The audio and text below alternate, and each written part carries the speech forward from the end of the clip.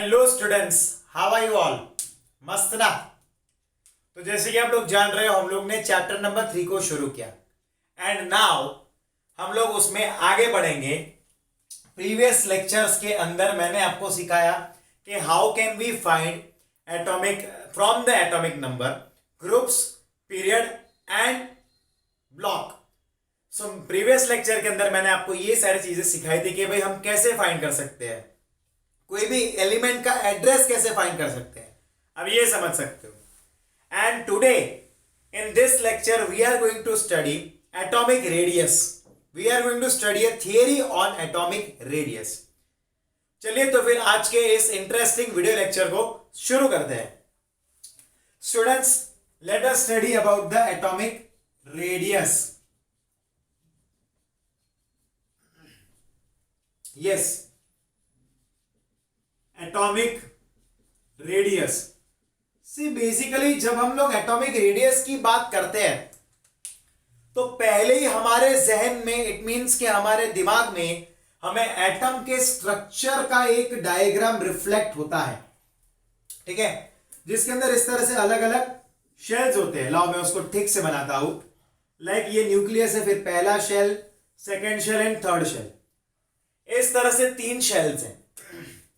यहां पर जरा ध्यान देना, नॉर्मली हम क्या करते हैं, हम ये समझते हैं कि भाई ये जो डिस्टेंस है वही एटॉमिक रेडियस आएगा, ठीक है। अब जरा कुछ चीजें हम लोग को जो समझनी है वो जरा ध्यान देना। बेसिकली हर बार हम इस बात को नहीं देख सकते, यानी कि अगर हमें एटम का रेडियस फाइंड करना है तो हम न्यूक्लियस से आउटरमोस्ट शेल का डिस्टेंस मेजर नहीं करेंगे हर प्रकार के एटम के लिए, या हर बार हम इस तरह से कैलकुलेट नहीं कर सकते हैं। हमें कुछ और भी मेथड्स को अप्लाई करना पड़ता है। वो क्या होता है वो मैं अभी आपको पढ़ाऊंगा।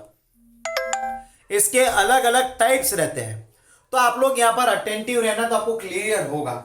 तो जैसे कि आप लोग जान रहे हो कि भाई इलेक्ट्रॉन जो होता है, बेसिकली हम शेल का डायग्राम इस तरह से बनाते हैं, पर एक बात आपको हमेशा ध्यान रखनी है कि भाई इलेक्ट्रॉन्स इससे नहीं जाते हैं। हमने तो चैप्टर नंबर 2 के अंदर एक साइंटिस्ट की हेल्प लेकर प्रूव किया था कि भाई इलेक्ट्रॉन इस तरह से वेव फॉर्म में होते हैं, और वो वेव्स और इस तरह से आगे बढ़ेंगे। सही है कि नहीं? वो इस तरह से आगे बढ़ेंगे। क्लैरिटी आ गई आपको? क्लियर है कि नहीं? तो electron is a wave. Electron क्या है? तो electron is a wave, is a wave, ठीक है। इलेक्ट्रॉन खुद क्या है? वेव है। नाउ एटम्स, एटम की बाउंड्री, एटम की जो बाउंड्री है उसको हम लोग इस तरह से डिफाइन नहीं कर सकते। It can not be defined. Atom की बाउंड्री को हम डिफाइन नहीं कर सकते।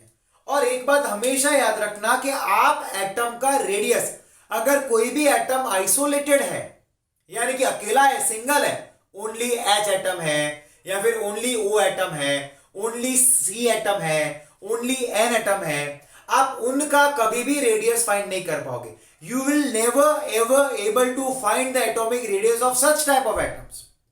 So in what conditions can we find the atomic radius? हम कौन सी कंडीशन में एटॉमिक रेडियस फाइंड कर पाएंगे? तो जरा ध्यान देना।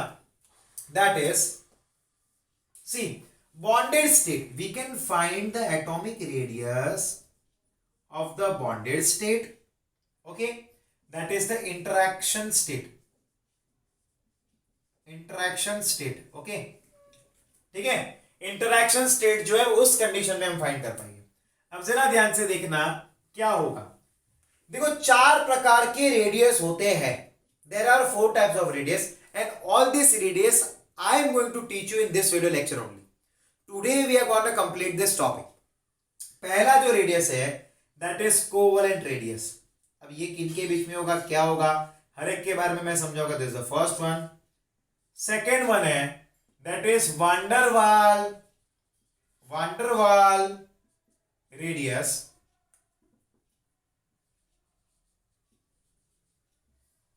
Third one, that is metallic radius.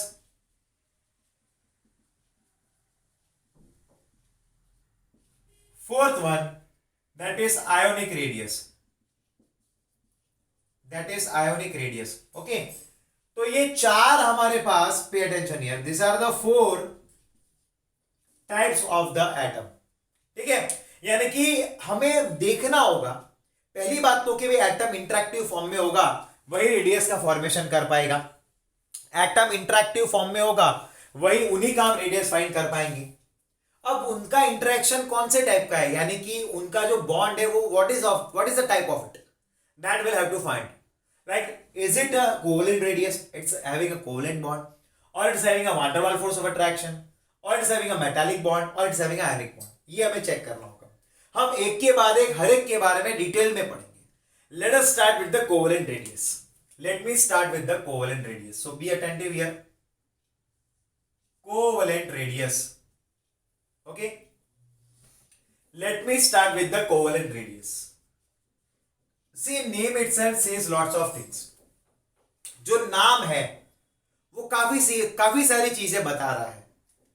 अब अगर आप बच्चों यहां पर ध्यान से देखोगे, अगर कोवेलेंट रेडियस बताया है यानी कि उन मॉलिक्यूल के अंदर एटम्स के बीच में पक्का कोवेलेंट बॉन्ड होगा, पक्का कोवेलेंट बॉन्ड होगा, ठीक है। तो ऐसे एटम्स में हमें एक बात को हमेशा ध्यान रखना है कि भाई कोवेलेंट बॉन्ड के अंदर इलेक्ट्रॉन्स का शेयरिंग होता है, यानी कि एटम आपको इस तरह से मिलेंगे। क्लियर है कि नहीं?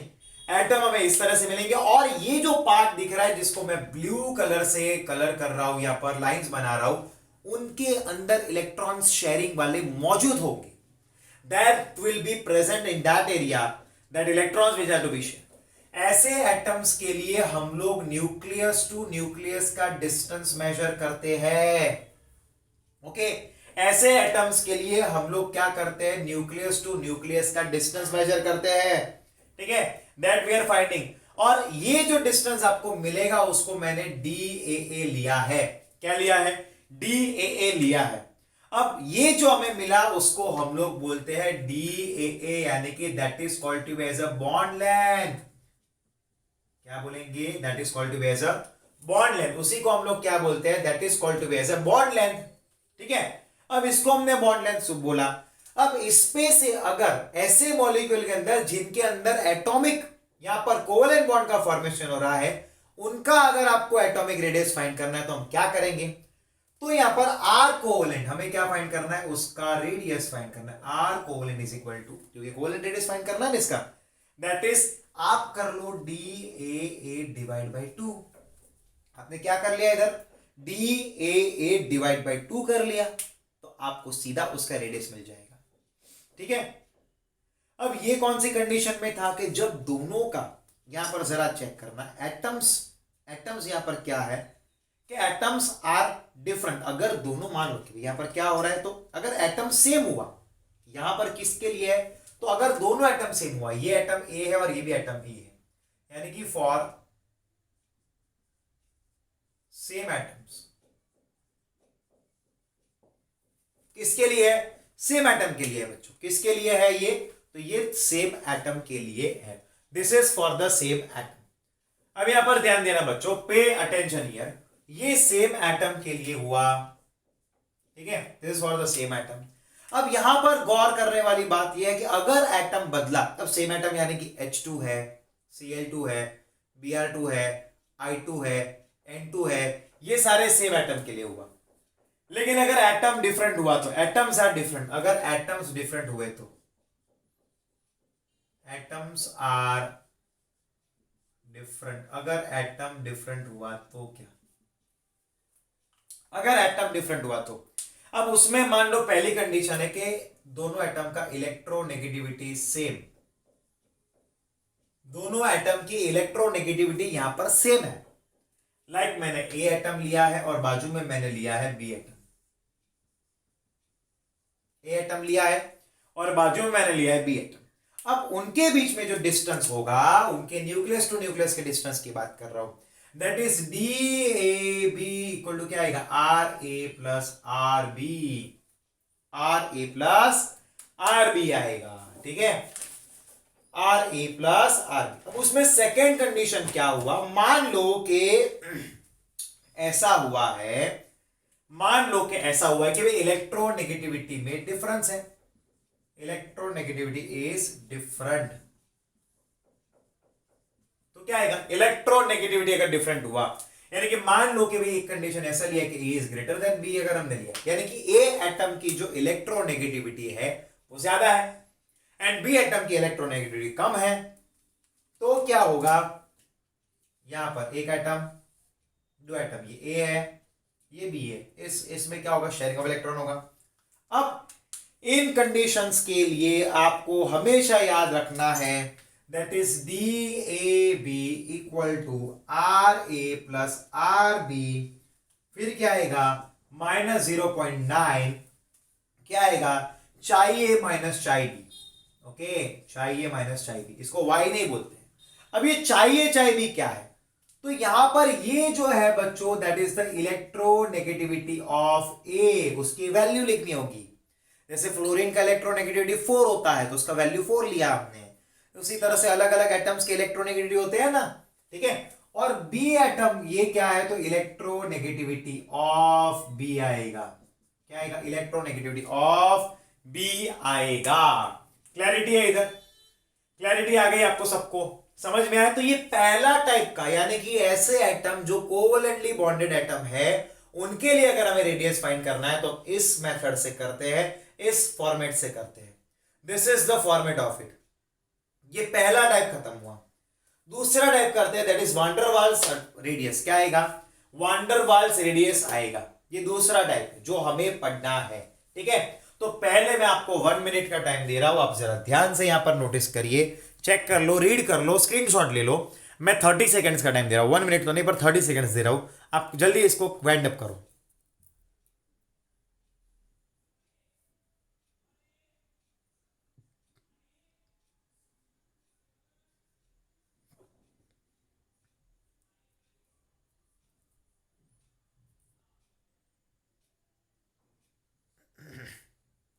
ओके चलो, तो स्क्रीनशॉट ले लिया होगा आपने।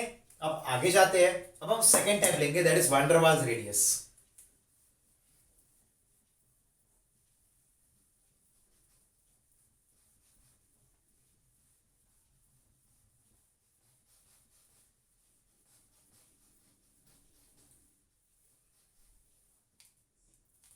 वांडर वाल्स रेडियस,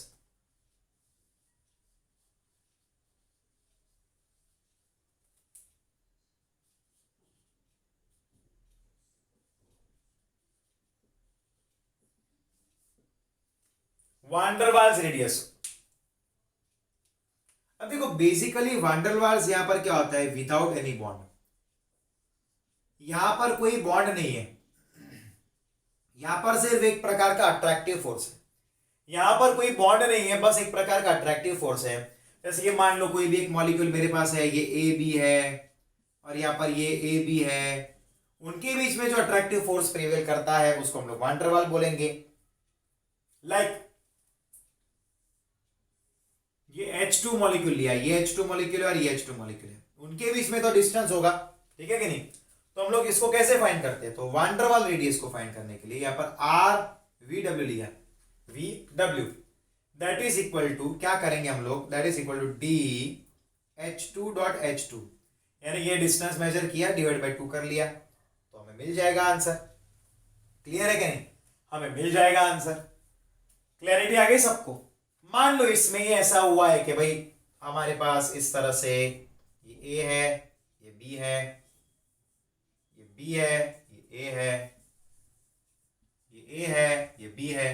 अगर ये डिस्टेंस मेजर करना है तो हम क्या करेंगे, उस डिस्टेंस के लिए मैं यहां पर लिखता हूं that is R R V W B, क्योंकि बी 2 बना ना, तो बी का रेडियस फाइंड करने के लिए क्या करेंगे, इन दोनों के बीच में डिस्टेंस फाइंड करेंगे, डी बी बी बाई 2, क्या आएगा, डी बी बी बाई 2। और ये क्या होगा, इसमें जरा ध्यान से देखना ही हो, ये आर वी डब्ल्यू ए क्या आएगा, डी ए ए बाई 2, क्या आएगा, डी ए ए बाई 2, ठीक है, ये आएगा। ओके क्लियर है बच्चों, क्लैरिटी आ गई कि नहीं। अगर आपको बी बी इनका रेडियस फाइंड करना है कोई बात नहीं, डिस्टेंस मेजर करो, डिवाइड बाय 2 कर लो, बी का रेडियस मिल जाएगा। सेम वे अगर आपको ए का फाइंड करना है, इनका डिस्टेंस फाइंड करो, डिवाइड बाय 2 करो, ए का रेडियस मिल जाएगा। कितना इजी है, ठीक है। अब देखो ये किसके लिए है, ये किसके लिए है, बेसिकली यहां पर जो किसके लिए ये होता है, तो जरा ध्यान देना, that is for the used in inert gases as they do not react and there is no bond. ये खास करके वांडर वाल्स जो है रेडियस, वो होता है इनर्ट गैसेस के लिए जिनमें कोई प्रकार का बॉन्ड ही नहीं होता।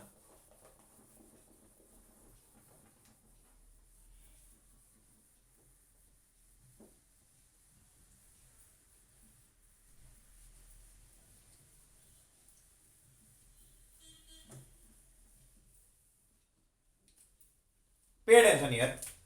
Used in inert gases, used in inert gases where they do not react and do not form bond, कोई प्रकार का बॉन्ड नहीं बनाते, उनके लिए हम इस तरह से कर सकते हैं। ठीक है, लाइक मान लो कि भाई यहां पर ये हीलियम है, एक हीलियम है, यहां पर ये दूसरा हीलियम है, ये क्या करेंगे हम लोग, तो डी हीलियम हीलियम बाई 2 किया। बेसिकली हमने यहां पर हमारे पास डिस्टेंस है ना, तो उसको डिवाइड बाई 2 कर लिया, तो हमें रेडियस ऑफ हीलियम मिल गया। क्या मिल गया, रेडियस ऑफ हीलियम मिल गया है। क्या मिला है, रेडियस ऑफ हीलियम मिल गया। क्लियर है बच्चों, क्लियर टू यू। देखो बच्चों एक चीज याद रखना, आपने यहां पर नोटिस किया कि मैंने जितने भी डायग्राम्स बनाए हैं उन डायग्राम्स में बीच में गैप मैंने रखी हुई है, दिख रही है, यानी कि इसका बॉन्ड लेंथ ज्यादा होगा। अब खुद से सोचिए, अट्रैक्शन बहुत ज्यादा नहीं है तो मॉलिक्यूल नजदीक आते हैं, पर उतने भी नजदीक नहीं आते कि वो एक दूसरे को टच करने लगे, यानी कि इनका बॉन्ड लेंथ ज्यादा होगा। और अगर इनका बॉन्ड लेंथ ज्यादा होगा तो ऑब्वियस है कि इनका रेडियस भी ज्यादा होगा, इनका रेडियस भी ज्यादा होगा। समझे कि नहीं?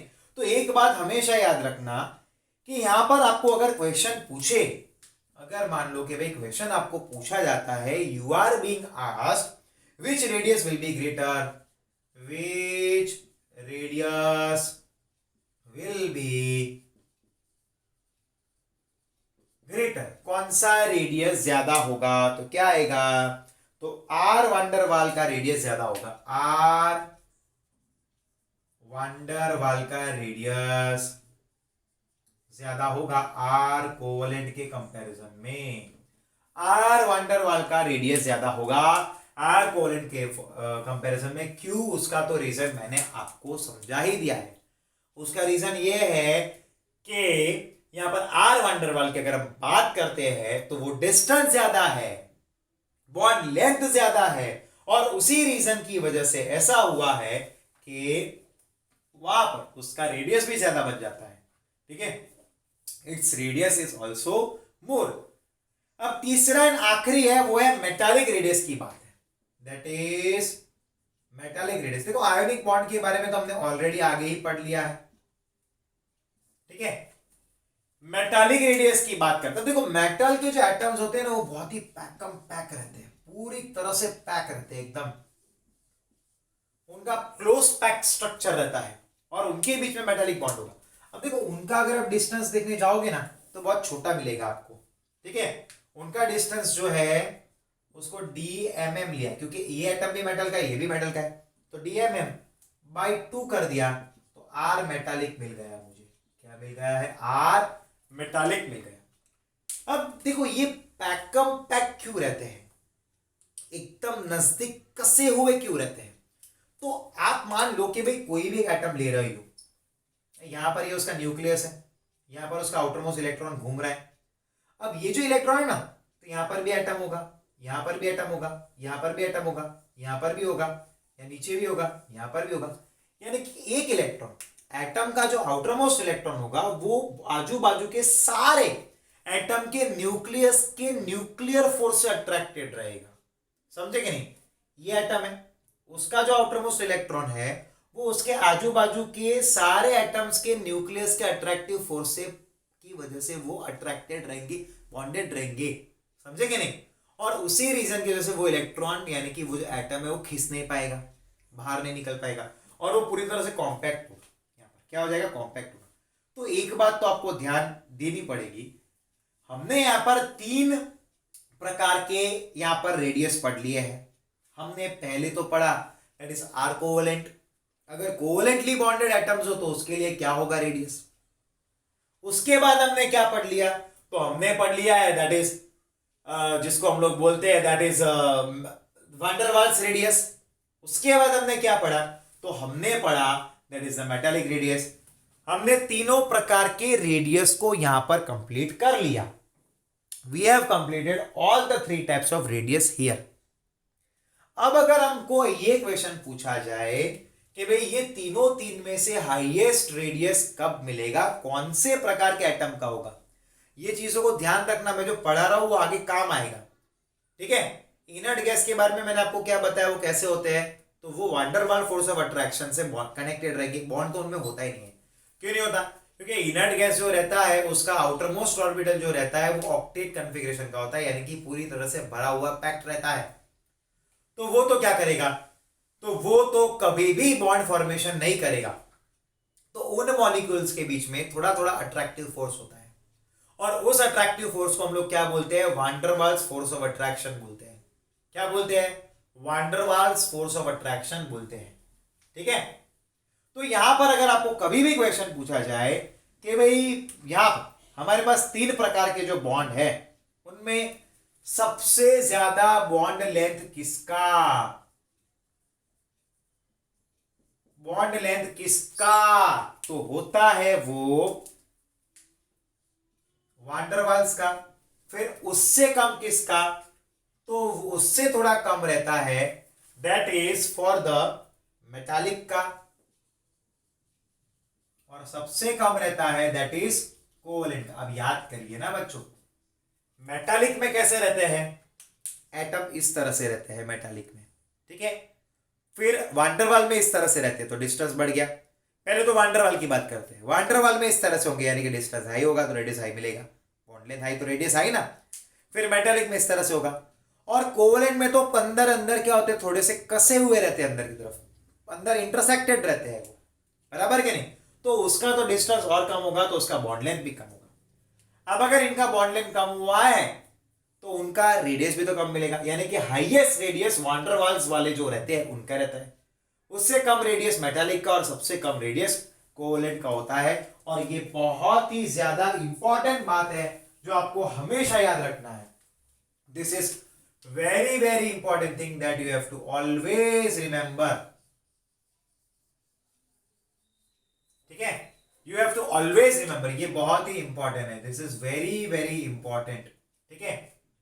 ये बहुत ही ज्यादा इंपॉर्टेंट है, इसको आपको हमेशा याद रखना है, ठीक है। देखो ये चीजें क्लियर होनी चाहिए, एग्जाम में पूछता है। अब इतना ज्यादा डिटेल में टेक्स्ट बुक के अंदर समझाया नहीं जाता, बट क्योंकि हम लोग साइंस के स्टूडेंट है, हमें समझना है कि भाई कॉम्पिटिटिव एग्जाम दिए बिना हमें कहीं एडमिशन नहीं मिलने वाला। हमें नीट देना है, हमें जेई देना है, हमें गुजसेट देना है, तो उसके मुताबिक हमें तैयार भी होना पड़ेगा, ठीक है। तो यहां पर हमारे टॉपिक कंप्लीट होता है, ठीक है। आई होप कि आप सबको ये टॉपिक में मजा आया होगा, समझ में भी आया होगा। आप इसकी नोट्स बनाना मत भूलना, ठीक है। मिलते हैं हम नेक्स्ट लेक्चर में। टिल देन बच्चों, good bye and take care. Bye बच्चों।